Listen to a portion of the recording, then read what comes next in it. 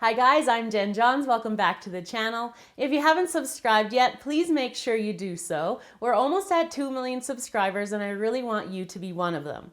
Now today I have a little bit of a different tutorial for you. It's a DIY and almost like a cake baking hack. I've been using a ton of edible glitter in my recent videos, so I'm going to show you 3 ways to make homemade edible glitter.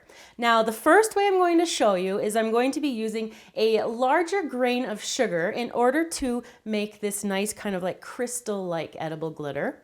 The second version I'm going to be showing you is using something called Gum-Tex or Tylose, which you might already have, and I'm going to show you how to make that one. Then I'm going to show you how to make the third one, which is a gelatin-based edible glitter. So let's get started on this tutorial.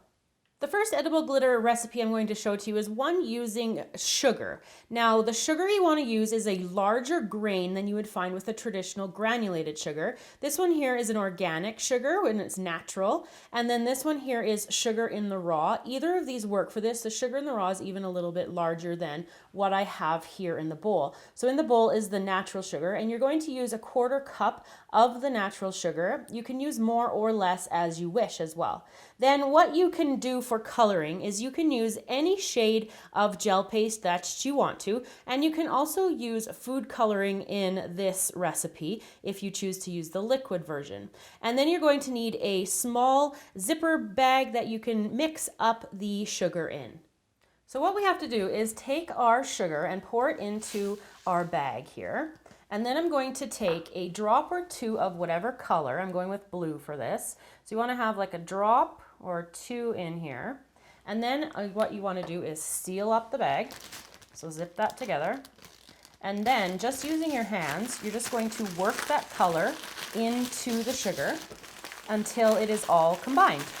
Once the sugar and the color are completely combined, all we're going to do is dump the sugar out onto a parchment piece of paper, which I've got sitting on top of a baking tray. You want to make sure that you preheat your oven to 350 degrees, and we're going to spread this out fairly thinly, and then we're going to bake it in the oven for only about 7 to 9 minutes. If you over bake it, it will melt, which is a lovely way to make hard candy, but that's not what we're going for right now. And then we're going to pull it out and I'll show you how to finish it off. Once the sugar has baked, it's going to dry out a little bit, and all you have to do is crumble it up. Is you can just like pinch it in between your fingers here, kind of just crunch it up like that. And then I found these little jars at the dollar store, and as I'm putting them in, I'm just kind of sprinkling and squeezing that in between my fingers just to make sure that it is all separated. I've got this type of a jar so I can seal it up so it can be stored for pretty much for forever. To make our second type of edible glitter, we're going to be using a product called Gum-Tex Tylose powder. If you are a cake decorator, you may already be familiar with Tylose powder. We use it to strengthen our fondant and our gum paste. Here in my bowl, I have 1 teaspoon of the Gum-Tex, and I'm going to combine it with 4 tablespoons of boiling water. And then I'm also going to use luster dust for the coloring for this version. So what we're going to do first is take some of our luster dust and just tap it into the gum paste there. So we're going to color that. Now I'm going to take just a spatula here, mix that up together like that. Pretty simple so far. Now you're going to find that once you add this hot water, we're going to get it, it's going to be really chunky. So we're just going to pour that in a little bit at a time, and it's going to get really chunky. When it bakes though in the oven, it does tend to lose most of its chunk, which is a really good thing. So I'm just going to keep adding here. And what I'm going to do is just mix it as best as I can until we've got like a nice, almost like a paste that we've got going here. So I'll just continue to work at this until I get that paste. Once you have the mixture all in here with as few clumps as you can get, it is difficult though, you're going to take it out, and I've just got a silicone mat here on top of a baking tray. And I'm preheating my oven to 275 degrees Fahrenheit. And I'm just going to spread it out as best as I can. The thinner you get it, the shorter time it will have to bake. What we're trying to do is to dry it out, and when it dries out, it will peel away from the silicone mat. In my case, it took about half an hour to dry out this type of one. And because it does take a little bit of a while to do this, I'm going to do a couple other colors, and then I'm going to come back to show you the next step after it's dried. Once your piece of the glitter has solidified and dried out, you can either break it with your hands into smaller pieces, or you can cut it with scissors. So what I'm doing here is I'm putting it into my coffee grinder, which I've actually swapped out the grinder for the coffee with a spice grinder attachment that comes with it. You can use a regular coffee grinder. I just find that the spice version gives it a bit of a finer, like a finer flake we're going to be making. So once you've got kind of a good chunk into your grinder here, I'm going to put on the lid like that, and then I'm going to put on the other lid, and then I'm going to grind it up nice and fine. Once you have ground up the glitter, what we're going to do is pour it into a bowl, which I've just got my sieve here on top. I'm just going to dump the whole thing in.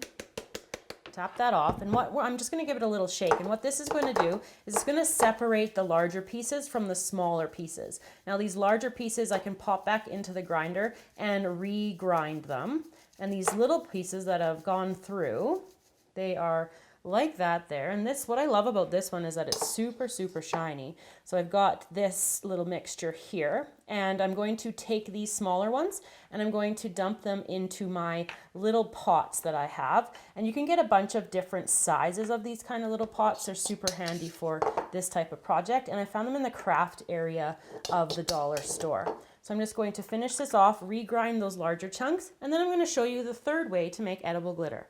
Our third kind of edible glitter is one using gelatin. So here in my bowl, I have unflavored gelatin powder, and I have 10 grams of it. We're going to mix with it 3 tablespoons of water, and we've got luster dust that we're going to coordinate with whatever color of gel paste we use. So I've got my gel paste up here. Now, what I also am going to be using, what we haven't used yet, is the Pearl Sheen, which is an airbrushing color. The first thing I'm going to do is take my water and pour it into my gelatin, and then just using a small spoon or a mini spatula, just mix that around together.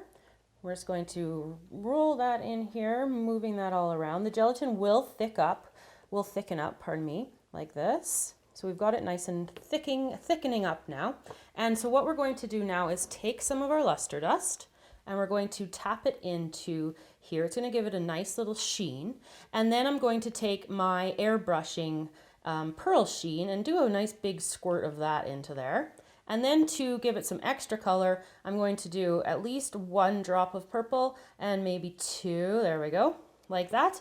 And then taking your spatula again, mix that up, and you'll have a nice color here. So what you need to do at this point is pop it into the microwave for 10 seconds. You want it to be nice and liquefied before we go on to the next step.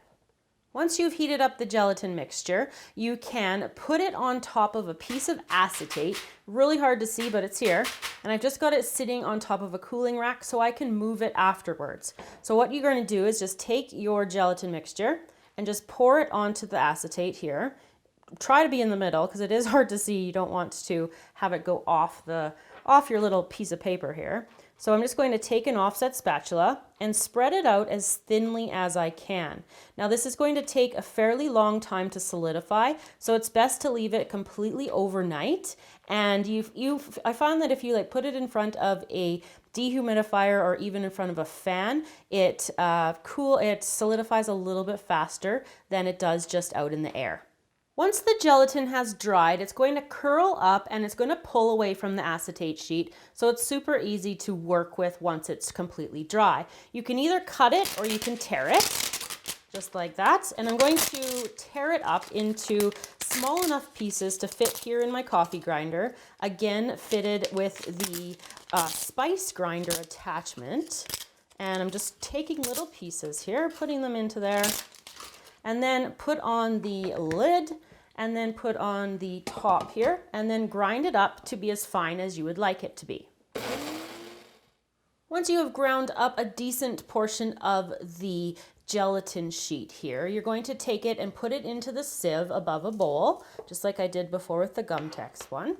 And then just give it a shake.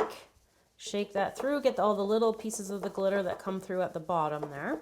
And of course you can re-grind up these larger flakes, or you can use them as is if you prefer. So just take a small spoon and dig that out of your bowl. Here it's super shiny, and we're going to put it into the little jar, little craft pot here, and seal that up. So I'm going to give you kind of like my review of the 3 different ways and get them all out in comparison together coming up next. So here you go, everybody, all 3 of the different edible glitters. Now, the edible glitter where we use the sugar granules, I'm not a huge fan of that one. It looks a little bit more like just a sanding sugar, like a colored sugar.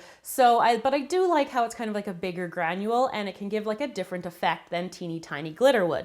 Now, the gum paste one, or the Gum-Tex one, what I found with that one is that it was kind of frustrating and annoying to work with because it was so sticky, but it does make a really, really fine glitter. So if that's what you're going for, the Gum-Tex is great for that one. But my favorite of all 3 was working with the gelatin version. Now, this one was the easiest to work with. It made the most, and I just think that it looks the best out of all 3 of the versions. Let me know in the comments which one you think you would prefer the best, and I will see you guys all again next time. Bye.